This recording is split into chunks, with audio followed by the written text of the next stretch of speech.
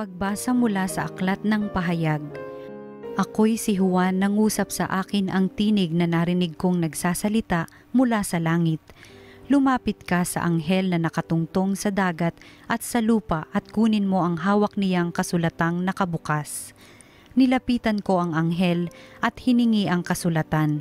Ang wika niya sa akin, kunin mo't kanin ito. Mapait iyan sa sikmura, ngunit sa bibig mo'y sintamis ng pulot-pukyutan.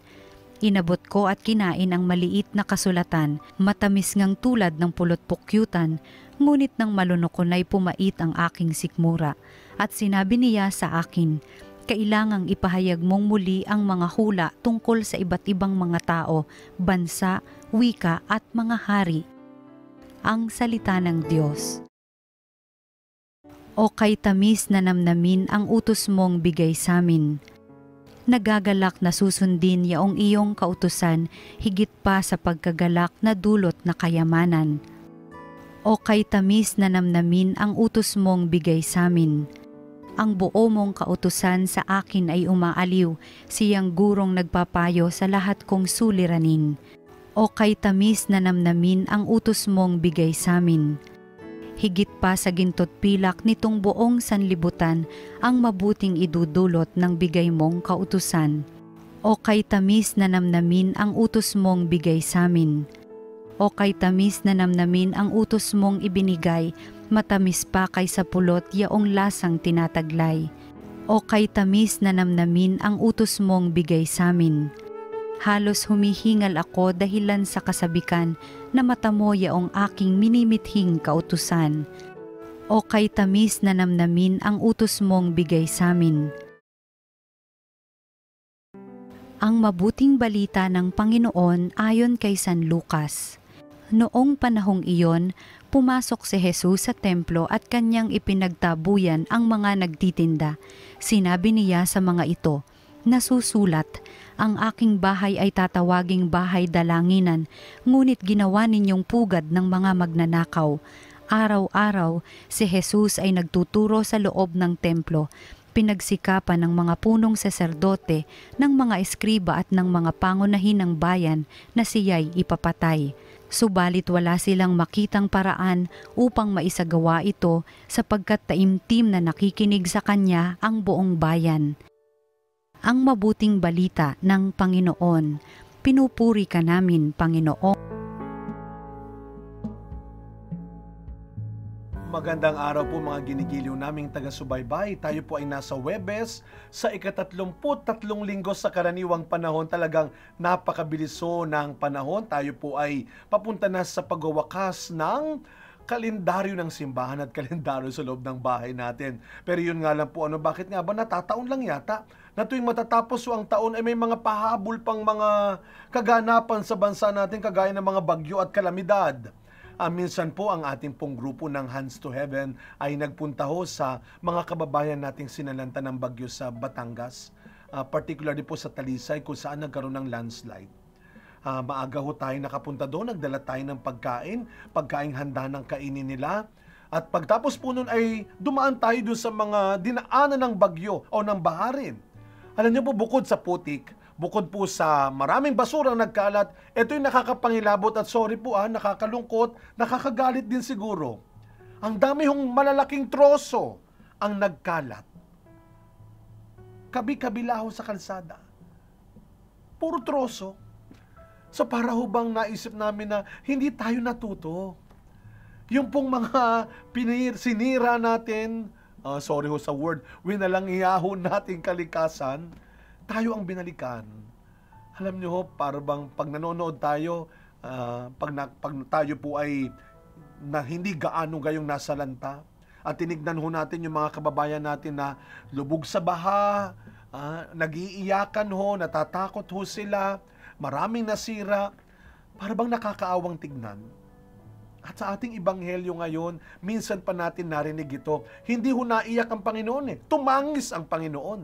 Hindi po sa isang tao, kundi nang makita niya ang kanyang bayang Jerusalem, ang lungsod ng Jerusalem, tumangis ang ating Panginoon. Marahil naalala niya, naawa siya sa kanyang nakita. kung paano binabaliwala ng kanyang bayang Israel o ng Jerusalem ang lahat ng kanyang mga pagpapaalala, pagtuturo. Ano ho kaya yun? Paano po kaya tayo ngayon yan? Sa ginagawa ho natin na tila kawalan ho ng ng pagtingin, kawalan ho na hindi tayo nababagabag ho sa mga nangyayari sa paligid natin, tumatangis kaya ang Panginoon? Kailan ka huling tumangis sa isang tao, nang makita mo ang isang tao na sobra mong minamahal, iniingatan, pero tila binabaliwala ang pagkapahalaga mo? Marahil makaka-relate ang mga magulang. Yung para bang wala ka ng ibang magawa kundi umiyak na lang. When was the last time that you really wept, not just cry? Because you felt na parang nababaliwala ang mga tinuturo mo, ang mga pagpapaalala mo, ang mga paghihirap mo, ang sakripisyo mo. Ito yung sinasabi nating nakakaiyak ka. Nakakaiyak na kayo. Dinadaan mo na lang sa pagtangis. Mga kapatid, sa mga darating po na araw, linggo, maririnig po natin ang mga pagbasa natin tungkol sa pagwawakas ng panahon. Makikita ho natin sa mga pagbasa natin ang mga babala ng Panginoon sa pwedeng mangyari. Pero wag natin kalilimutan, hindi pa nangyayari yun. Nandito pa tayo ngayon. Meron pa tayo ng ngayon. Para itama natin yung mali. Para ayusin natin yung magulo sa buhay natin, sa paligid natin. Wag natin baliwalain ang mga aral na dapat natutunan na natin sa mga nagdaang karanasan natin. Sa araw na ito, mga kapatid, bukod sa ipinagdarasal po natin na sana wag ho tayong mauwi sa isang madilim na wakas ng buhay natin. Wag tayong mauwi sa kalalagyan natin sa dulo na hindi natin nais.